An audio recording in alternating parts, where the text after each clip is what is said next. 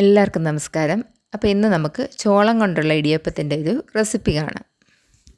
ചോളം കൊണ്ടുള്ള ഉപ്പുമാവ് നമ്മളെല്ലാവരും കഴിച്ചിട്ടുണ്ട്. പക്ഷേ ഇടിയപ്പം കഴിച്ചിട്ടില്ലെങ്കിൽ ഇതൊന്ന് ട്രൈ ചെയ്ത് നോക്കാവുന്നതാണ്. ഇടിയപ്പം ഉണ്ടാക്കാനായിട്ട് ഞാൻ 2 കപ്പ് ചോളപ്പൊടി എടുത്തിട്ടുണ്ട്. ഇനി നമുക്കിതൊന്ന് വറുത്തെടുക്കണം. അപ്പോൾ 250 ml മെഷർമെൻറ്റ് കപ്പിലാണ് ഞാൻ ചോളപ്പൊടി അളന്നെടുത്തിരിക്കുന്നത്. ഇത് നല്ലതുപോലെ ഒന്ന് വറുത്തെടുക്കണം. ആ ചോളത്തിൻ്റെ ആ പച്ച ചവയൊക്കെ മാറിയിട്ട് നല്ലൊരു മണം വരും. ആ സമയത്ത് നമുക്ക് ഫ്ലെയിം ഓഫ് ചെയ്ത് കൊടുക്കാം. ഇനി നമുക്ക് ഒരു പാത്രത്തിലോട്ട് ഒരു 2 കപ്പ് വെള്ളം ഞാൻ വെച്ചിട്ടുണ്ട്. അതൊന്ന് തിളപ്പിച്ചെടുക്കാം. ആ വെള്ളത്തിലോട്ട് ആവശ്യത്തിനുള്ള ഉപ്പും കൂടെ ചേർത്ത് കൊടുത്തിട്ടാണ് ഞാനിത് തിളപ്പിച്ചെടുക്കുന്നത്. ഇനി ആ വെള്ളം തിളച്ചതിന് ശേഷം നമുക്ക് ഈ ചോളപ്പൊടിയിലോട്ട് ചേർത്ത് കൊടുക്കാം. സാധാരണ നമ്മൾ ഇടിയപ്പം ഉണ്ടാക്കുമ്പോൾ കുഴക്കത്തില്ലേ, അതേപോലെ തന്നെ ചൂടുവെള്ളം ഒഴിച്ചിട്ട് നല്ലതുപോലെ ഒന്ന് കുഴച്ചെടുക്കണം. അപ്പോൾ ഞാനിവിടെ 2 കപ്പ് ചോളപ്പൊടി, അതായത് 250 ml മെഷർമെൻറ്റ് കപ്പിലെടുത്തിരിക്കുന്ന ചോളപ്പൊടിയുടെ അതേ അളവിൽ തന്നെ 2 കപ്പ് വെള്ളമാണ് തിളപ്പിക്കാൻ വെച്ചിരുന്നത്. എനിക്കതിൽ കറക്റ്റ് 1.5 കപ്പ് വെള്ളം മാത്രമേ വേണ്ടി വന്നിട്ടുള്ളൂ. പിന്നെ നിങ്ങൾ വെള്ളം ഒഴിച്ചു കൊടുക്കുമ്പോൾ അതിൻ്റെ കറക്റ്റ് കൺസിസ്റ്റൻസി നോക്കിയിട്ട് വേണം ഒഴിച്ചു കൊടുക്കേണ്ടത്. വെള്ളം ഒരുപാട് ഒഴിച്ചു കൊടുക്കണ്ട.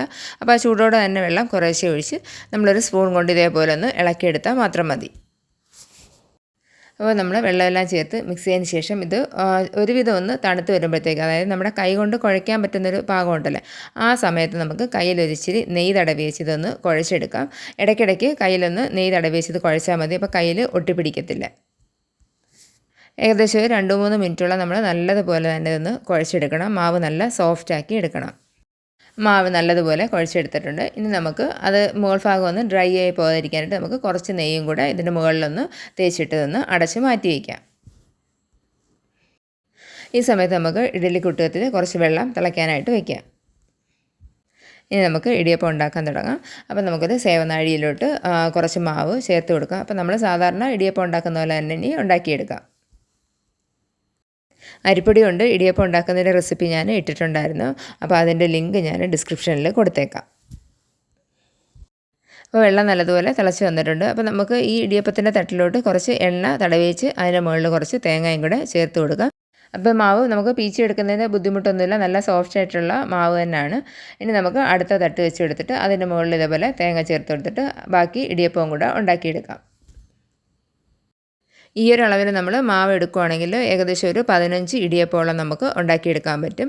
ഇനി നമുക്കിത് അടച്ച് വെച്ച് വേവിച്ചെടുക്കാം. അപ്പോൾ ഒരു മീഡിയം ഫ്ലെയിമിലിട്ടിട്ട് നല്ലതുപോലെ ഒന്ന് വേവിച്ചെടുക്കാം. ഇടിയപ്പം ഇവിടെ വെന്ത് വന്നിട്ടുണ്ട്. ഏകദേശം ഒരു 3-4 മിനിറ്റ് നമ്മൾ അടച്ച് വെച്ചിട്ട് വേവിച്ചെടുത്താൽ മതി.